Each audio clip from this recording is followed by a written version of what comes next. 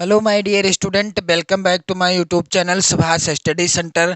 तो जितने भी मेरे प्यारे बच्चे कक्षा 10 में हैं और आज सामाजिक विज्ञान विषय का पेपर देने वाले हैं, मैं आप सभी के लिए लेकर के आ चुका हूं। आप सभी के लिए सामाजिक विज्ञान का ऐसा मॉडल पेपर, यदि आप इस मॉडल पेपर को पढ़ लेते हैं, इस मॉडल पेपर के प्रश्नों को तैयार कर लेते हैं, तो मेरे प्यारे बच्चों आप अपनी बोर्ड परीक्षा में 70 में 70 का स्कोर या 70 में 65 प्लस का स्कोर बहुत ही आसानी से कर लोगे।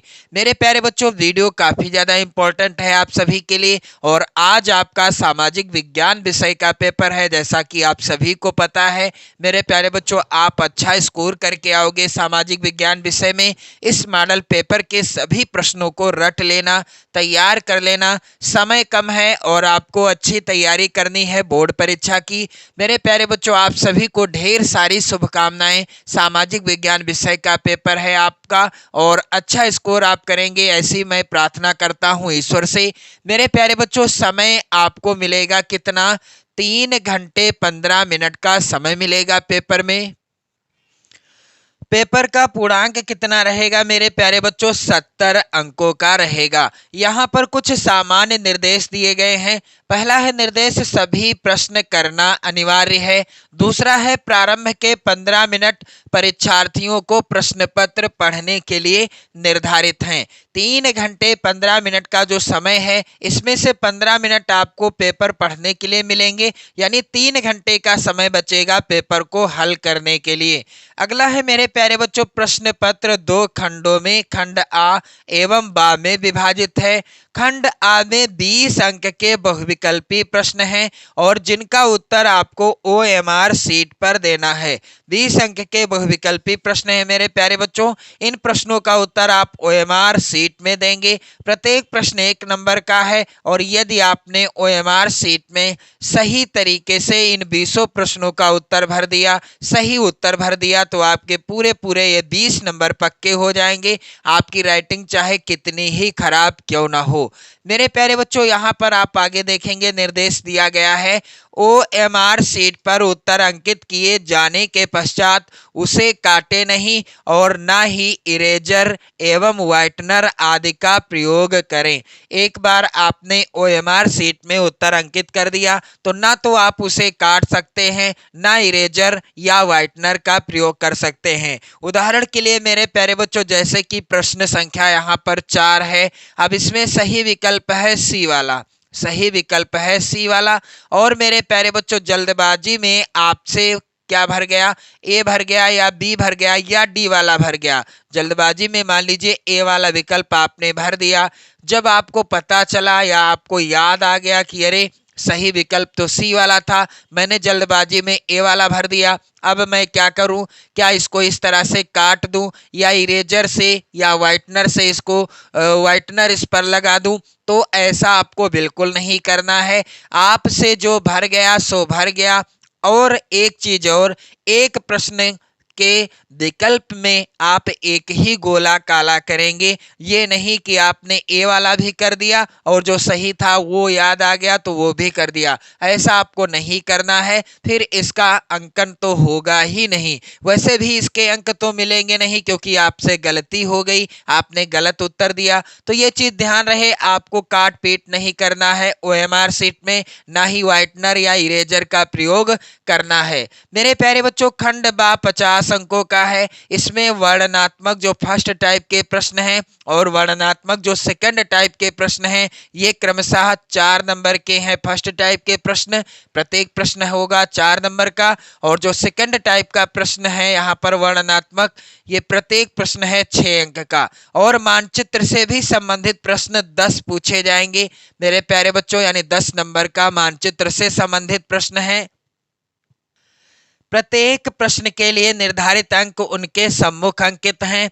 दिए गए मानचित्र को उत्तर पुस्तिका में मजबूती के साथ संलग्न करना आवश्यक है। मेरे प्यारे बच्चों चलिए बढ़ते हैं आगे की ओर, क्योंकि समय आपकी बोर्ड परीक्षा का करीब आता जा रहा है, इसलिए आपको धुआंधार रिवीजन करना है। मेरे प्यारे बच्चों यहाँ पर खंड आ के अंतर्गत निर्देश दिया गया है, निम्नलिखित विकल्पों में से सही विकल्प का चयन कीजिए।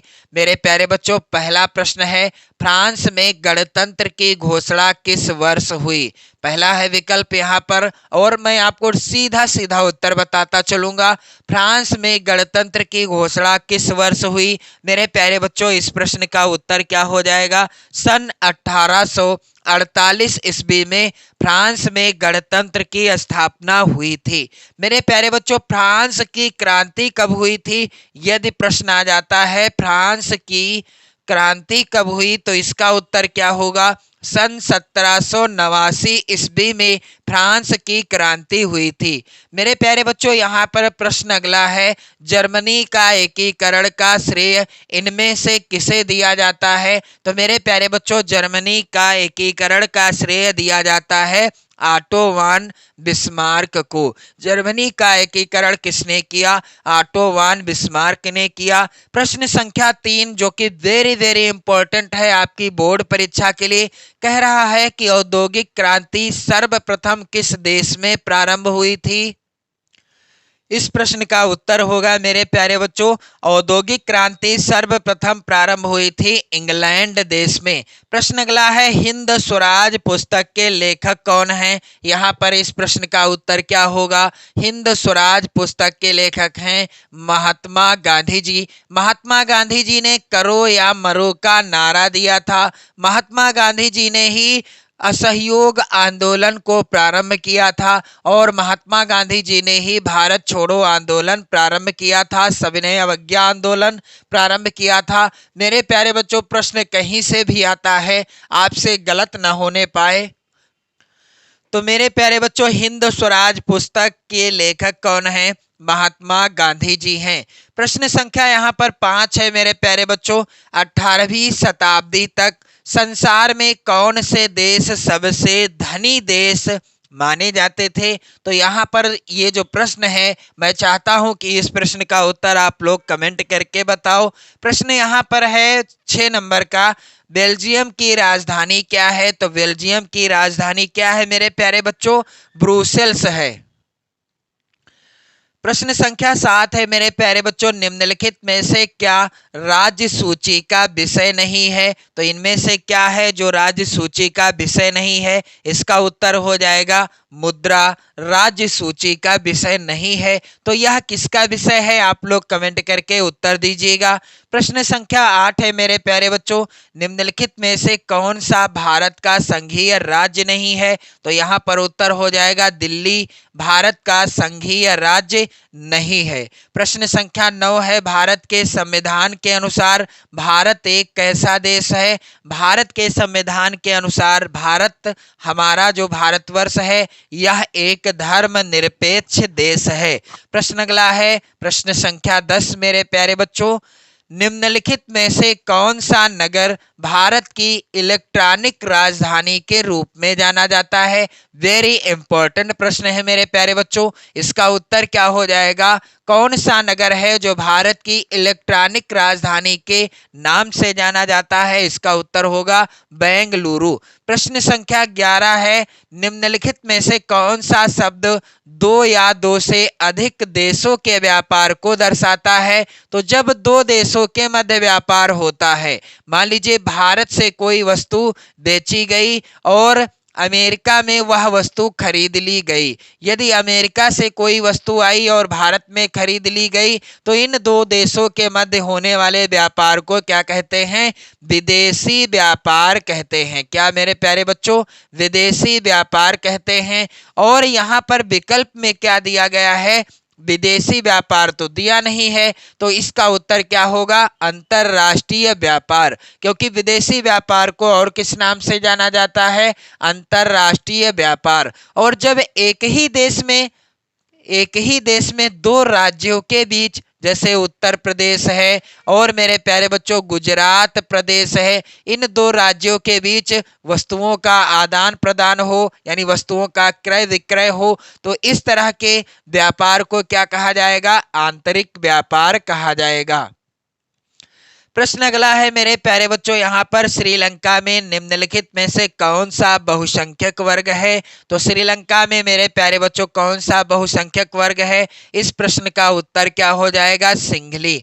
प्रश्न संख्या 13 है मेरे प्यारे बच्चों, लिखित संविधान भारत में कब लागू हुआ? तो आप सभी जानते हैं 26 जनवरी सन 1950 ईस्वी को भारत में लिखित संविधान लागू हो गया था। तब से लेकर हम प्रत्येक वर्ष 26 जनवरी को गणतंत्र दिवस के रूप में मनाते हैं और 15 अगस्त को स्वतंत्रता दिवस के रूप में मनाया जाता है, क्योंकि 15 अगस्त 1947 को हमारा देश आजाद हुआ था। इसलिए प्रत्येक वर्ष 15 अगस्त को हम स्वतंत्रता दिवस के रूप में इस पावन पर्व को मनाते हैं और 26 जनवरी को हम गणतंत्र दिवस के पावन पर्व के रूप में मनाते हैं।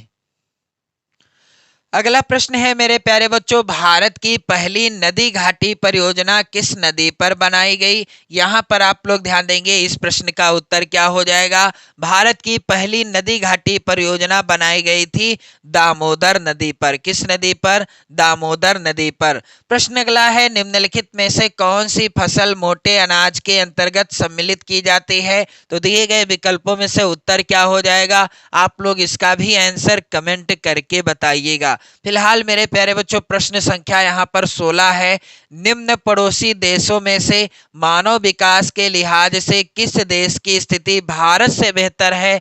यहाँ पर आप लोग ध्यान देंगे, इस प्रश्न का उत्तर क्या हो जाएगा मेरे प्यारे बच्चों? म्यांमार हो जाएगा राइट आंसर। मेरे प्यारे बच्चों यहाँ पर श्रीलंका भी है, क्योंकि निम्न पड़ोसी देशों में से मानव विकास के लिहाज से किस देश की स्थिति भारत से बेहतर है? तो यहाँ पर उत्तर हो जाएगा श्रीलंका। मेरे प्यारे बच्चों विकल्प थोड़ा सा मिसप्रिंट है। अगला प्रश्न है, सामान्यतः किसी देश का विकास निम्नलिखित में से किस आधार पर निर्धारित किया जा सकता है? तो किसी देश का विकास होगा कि नहीं होगा, यह किस पर निर्भर है या किस आधार पर निर्भर किया जा सकता है या किसके द्वारा निर्धारित किया जा सकता है? पहला है विकल्प प्रति व्यक्ति आय पर, दूसरा विकल्प है औसत साक्षरता स्तर पर, तीसरा है विकल्प लोगों की स्वास्थ्य स्थिति पर। यहाँ पर इनमें से सभी हो जाएगा राइट आंसर। प्रश्न संख्या 18 है मेरे प्यारे बच्चों, यहाँ पर भारत में जीविका का प्रमुख स्रोत क्या है? तो आप सभी जानते हैं कि हमारा भारतवर्ष कृषि प्रधान देश है, तो जीविका का प्रमुख स्रोत क्या है? कृषि है। प्रश्न संख्या 19 है, भारतीय रिजर्व बैंक की स्थापना कब की गई? तो भारतीय रिजर्व बैंक की स्थापना सन 1935 ईस्वी में की गई। भारतीय रिजर्व बैंक को बैंकों का बैंक भी कहा जाता है। प्रश्न संख्या 20 वेरी वेरी इंपॉर्टेंट है मेरे प्यारे बच्चों, विश्व व्यापार संगठन की स्थापना कब हुई? तो 1 जनवरी 1995 ईस्वी में विश्व व्यापार संगठन की स्थापना हुई। इसके बाद मेरे प्यारे बच्चों खंड बा में जो वर्णनात्मक फर्स्ट टाइप के प्रश्न हैं, जिनका उत्तर लगभग आपको 80 शब्दों में देना है, इन प्रश्नों को भी आप लोग तैयार कर लीजिएगा। यहाँ पर आप लोग ध्यान देंगे, प्रत्येक प्रश्न है 4 नंबर का। तो पहला यहाँ पर प्रश्न क्या है मेरे प्यारे बच्चों, फ्रांस की क्रांति कब शुरू हुई, उसका मुख्य कारण क्या था? यहाँ पर अथवा में प्रश्न है, असहयोग आंदोलन के मुख्य कारण क्या थे? ये प्रश्न वेरी इंपॉर्टेंट है। प्रश्न संख्या 2 है मेरे प्यारे बच्चों, राष्ट्रीय व्यापार तथा अंतरराष्ट्रीय व्यापार में अंतर बताइए।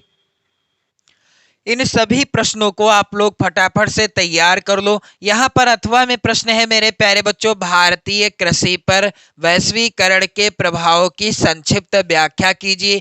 प्रश्न संख्या 3 है, उपभोक्ता संरक्षण अधिनियम 1986 की प्रमुख विशेषताएं लिखिए। अथवा में प्रश्न है, कृषि की 3 समस्याओं का उल्लेख कीजिए। और प्रश्न संख्या 4 है वेरी इंपॉर्टेंट मेरे प्यारे बच्चों, कह रहा है भूक्षरण रोकने के कोई 3 उपाय सुझाइए अथवा सत्ता के क्षैतिज वितरण का अर्थ स्पष्ट कीजिए, साथ ही भारत के संदर्भ में उदाहरण भी प्रस्तुत कीजिए। मेरे प्यारे बच्चों इसके बाद आप देखेंगे वर्णनात्मक सेकंड टाइप के प्रश्न, जिनका उत्तर आपको लगभग 150 शब्दों में देना है। यहाँ पर प्रश्न संख्या 5 है, यूरोप में राष्ट्रवाद के उदय में जर्मनी एवं इटली के एकीकरण का योगदान बताइए। अथवा ब्रेटेन वुड्स ट्विन या ब्रेटन वुड की जुड़वा संतान किन्हें कहा जाता है।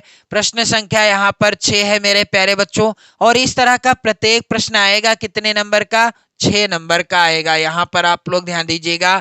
इसके बाद प्रश्न संख्या 6 है, वेरी वेरी इंपॉर्टेंट, भारत में स्थानीय स्वशासन के किन्हीं 3 गुणों एवं समस्याओं का उल्लेख कीजिए। अथवा में प्रश्न है, एक राजनीतिक दल के क्या गुण होते हैं। प्रश्न संख्या 7 है मेरे प्यारे बच्चों, संसाधन का अर्थ लिखिए। एक संसाधन के रूप में भूमि का उपयोग किन उद्देश्यों के लिए किया जाता है, व्याख्या कीजिए। मेरे प्यारे बच्चों प्रश्न यहाँ पर है 7 का, अथवा भारत में पाई जाने वाली मुख्य फसलों पर एक लेख लिखिए। और प्रश्न यहाँ पर आप लोग देखेंगे 8, प्राथमिक एवं द्वितीयक क्षेत्रों की विशेषताओं की विवेचना कीजिए। यहाँ पर 8 का अथवा प्रश्न है मेरे प्यारे बच्चों, वैश्वीकरण ने किस तरह भारतीय अर्थव्यवस्था की सहायता की है, उचित उदाहरणों की सहायता से समझाइए।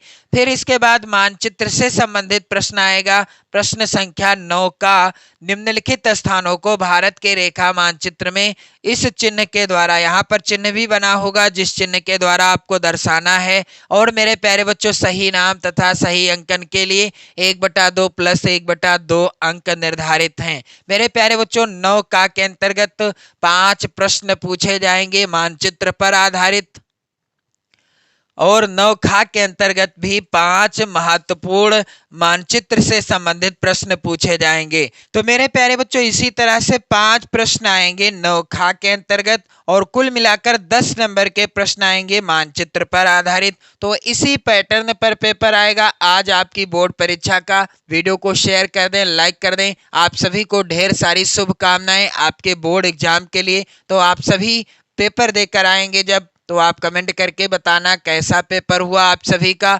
तो मेरे प्यारे बच्चों जय हिंद।